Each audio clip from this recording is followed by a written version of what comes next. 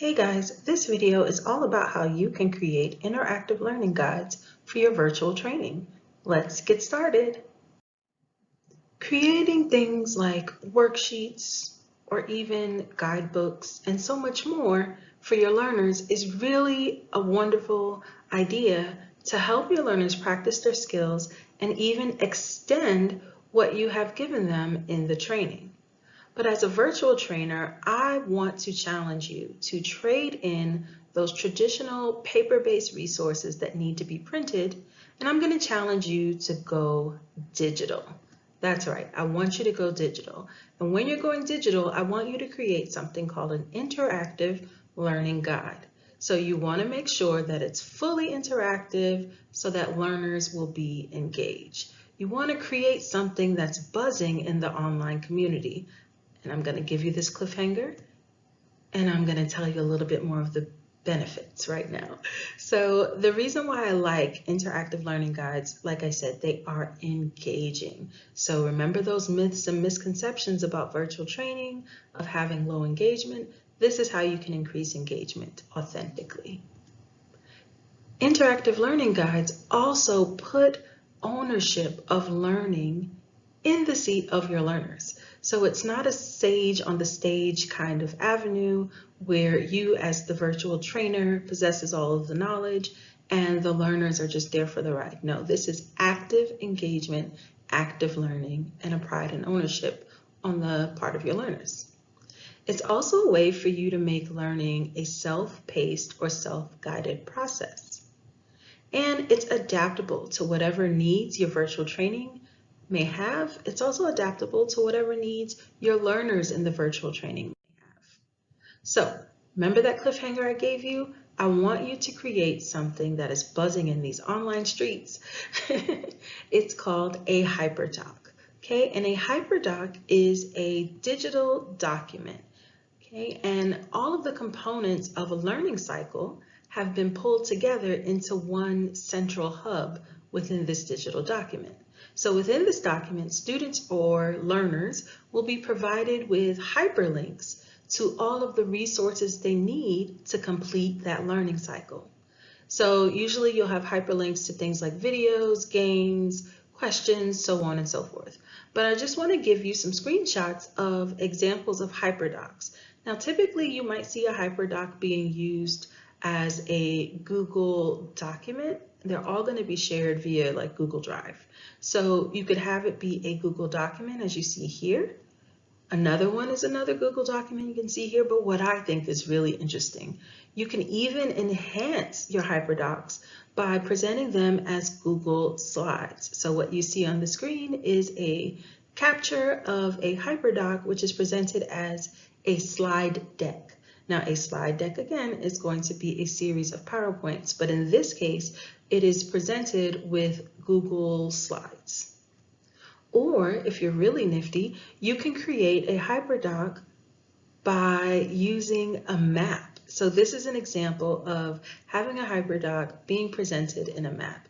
And again, those hyperlinks are embedded within the worksheet. The instructions are there. So your learners have no need to really contact you because you've been very clear about the process you want them to undergo.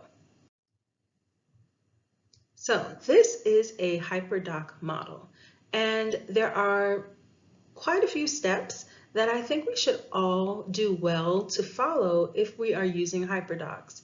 And no surprise here, all of these steps have to do with the learning cycle. Okay, so the first thing we're going to do is we're going to engage our learners, and you want to put like an image or a video or a quote or something in this top box. Remember we talked about structuring your virtual training? Well, when you structure your hyperdoc, it's pretty similar. This is going to be where you put the hook.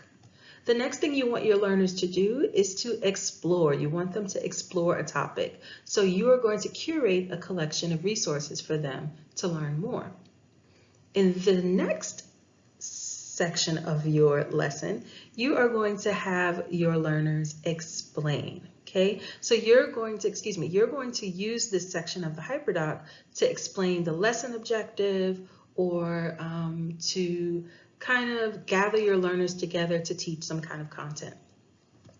Next up, you're going to do apply.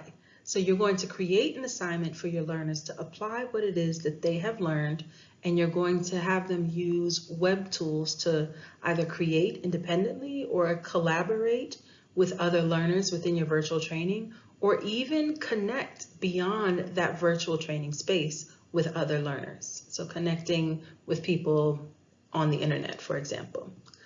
The next thing you want your learners to do, you want to give them an opportunity to share. You want them to be able to provide feedback, and you want them to have a section where they can share their work with other learners in your virtual training or even a broader audience. My favorite part, this is typically where I wrap up, is I have my learners reflect. We all love a good reflection. So this is a great opportunity. Now you can do a quote unquote face-to-face reflection by having your learners record a face-to-camera video, or you can have them do a digital reflection where you have them complete a hyperdoc and they answer some questions, or maybe even a Google survey, for example. But don't forget, like any good training, you are going to give opportunities to extend the learning beyond the activities that you have planned in the beginning of the cycle. So in this area in your hyperdoc, you can add links to more activities and other online resources. Well, speaking of activities, I have two things that I would like you to do. The first thing I would like you to do is I would like you to join the Virtual Trainer Bootcamp team on Microsoft Teams if you haven't done that already. And if you're looking for the code to join the team, this is a really quick way. You're going to enter the code that's on the screen. So how do we do this? I'll show you right now. Okay. So we have here a screenshot of the Microsoft Teams kind of homepage. So you go to your Teams area right in here. And then what you'll see is join or create a team. You are going to click on that button right there.